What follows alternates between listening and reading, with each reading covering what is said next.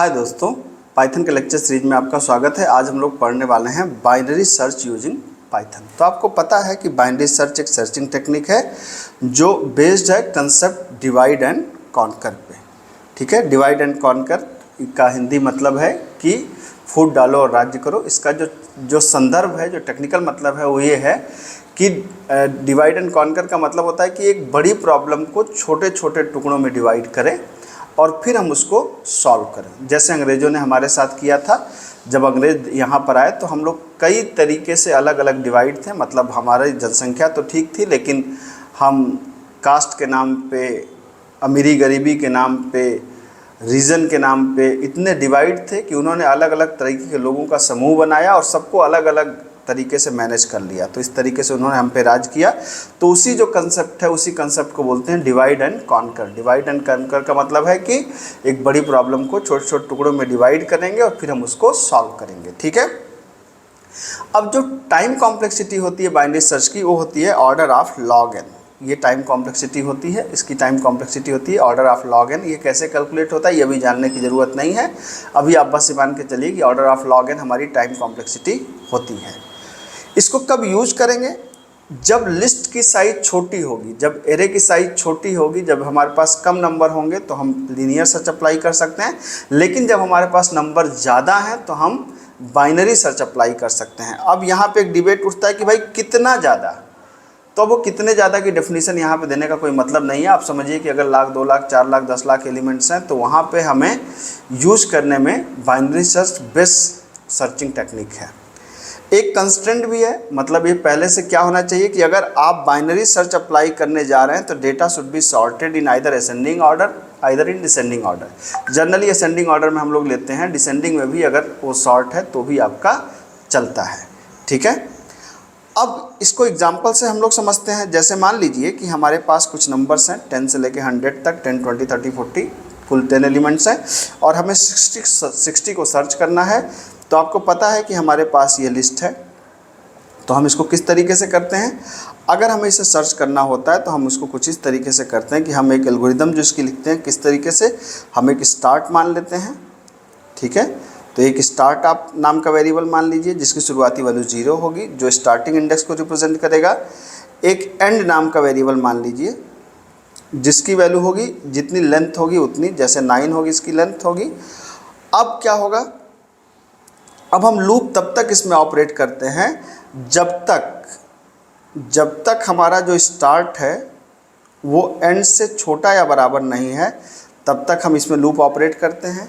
और करते क्या है? सबसे पहले मिड पोजीशन को निकालते हैं। मिड पोजीशन को निकालने का मतलब क्या हुआ कि मान लीजिए कि अगर हमें ढूंढना किसको है, अगर हमें ढूंढना है 60 को, अगर हमें ढूंढना है किसको, 60 को, तो सबसे पहले हम जाएंगे मिड वाली जगह पे, इस जगह पे जाएंगे। ठीक है।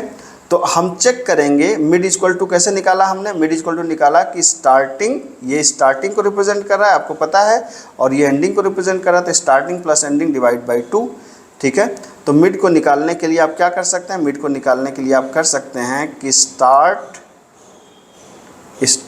Plus and divide by 2। आपने इसको डिवाइड कर लिया। अब चेक करते हैं सबसे पहले कि क्या यही एलिमेंट, जो ये एलिमेंट है, यही एलिमेंट हमारा तो नहीं है जिस नंबर को हम ढूंढ रहे हैं। तो हम चेक करते हैं क्या जो लिस्ट ऑफ मिड है, क्या वो बराबर तो नहीं है हमारे जो नंबर जिसको ढूंढना है। तो जाहिर सी बात है जिस नंबर को हमें ढूंढना है उस नंबर की वैल्यू अभी कितनी है? उस वैल्यू अभी 60 है। तो इसका मतलब वो नंबर नहीं है। वो नंबर अगर होता तब क्या करते? तो हम यहाँ फाउंड वेरिएबल लेते हैं, तो फाउंड की वैल्यू बाय डिफ़ॉल्ट कर देंगे कितना, ट्रू कर देंगे और यहीं पे ब्रेक कर देंगे। भैया आगे ढूंढने की ज़रूरत नहीं, अगर मिल जाता तो। लेकिन जाहिर सी बात है कि मिला तो है नहीं अभी। तब क्या करेंगे आप? अब आप ये करेंगे कि अब आप देखेंगे, भाई देखिए लिस्ट सॉर्टेड है, तो आप खुद से अपने दिमाग से सोचिए कि अगर सॉर्टेड है और अब अगर 60, जाहिर सी बात है कि इस रेंज में तो होने से रहा, जो ये रेंज है यहाँ तो 60 होने से रहा, क्योंकि अब जो भी मिड एलिमेंट है उससे छोटे ही इधर होंगे और मिड से बड़े उधर होंगे। तो जाहिर सी बात है जिसको ढूंढना है 60 को, वो 50 से बड़ा है। तो इसका मतलब कि उसके होने की संभावना इस जोन में ज़्यादा है, इस वाले जोन में ज़्यादा है। आपको पता है ये चीज़। तो यही चीज़ हमको यहाँ पे क्या करना है? अप्लाई करना है। हमें क्या अप्लाई करना है? आइए हम इस बात को देखते हैं। हमने यहाँ पर जब एल्गोरिदम लिखी तो अब हमने यहाँ पे क्या कर दिया? हमने एल्गोरिदम में कहा कि यदि अब यहाँ पे आप कंडीशन लगा सकते हैं, या चाहें तो इसके पैरेलल में एलिफ करके लगा सकते हैं।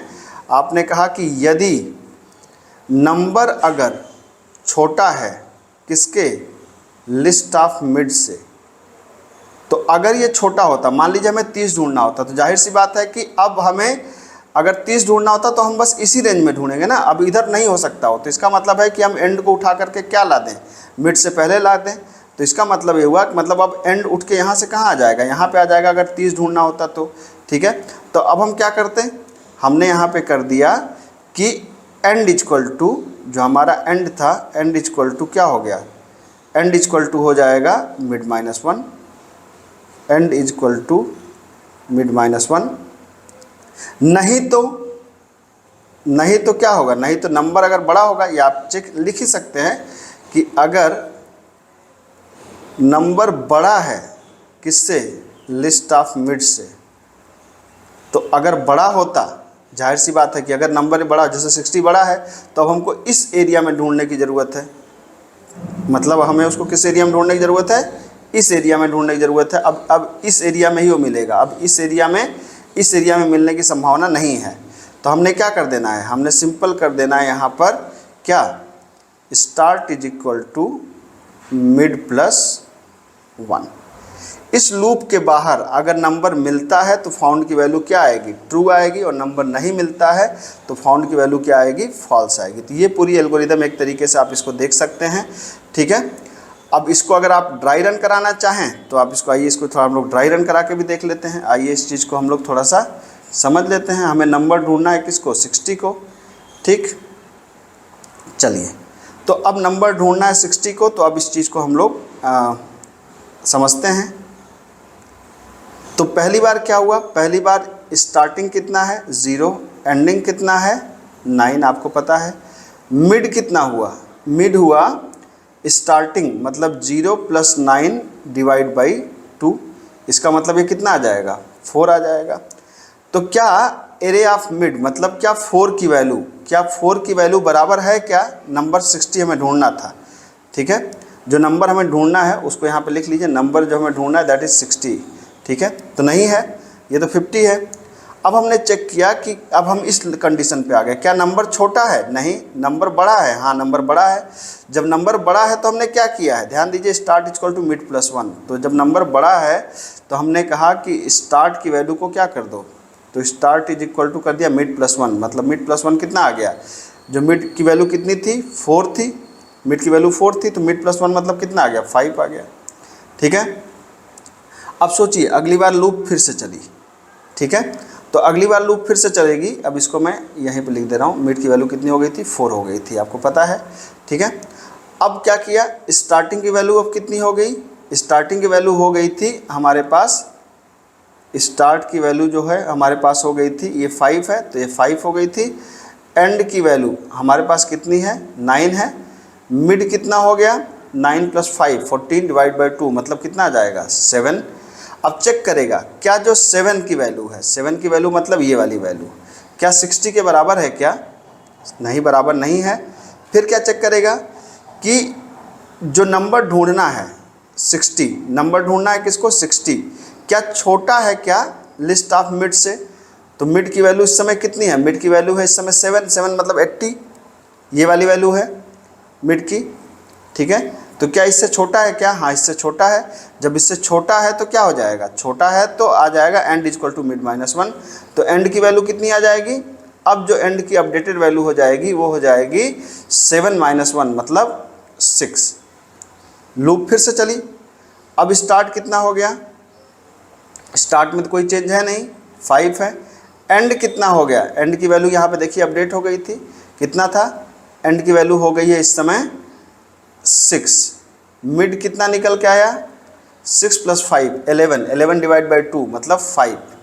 ठीक है, इंटीजर डिवीजन 5 आएगा, तो 5 + 6 डिवाइड बाई 2 जब करेंगे तो ये 5 आएगा।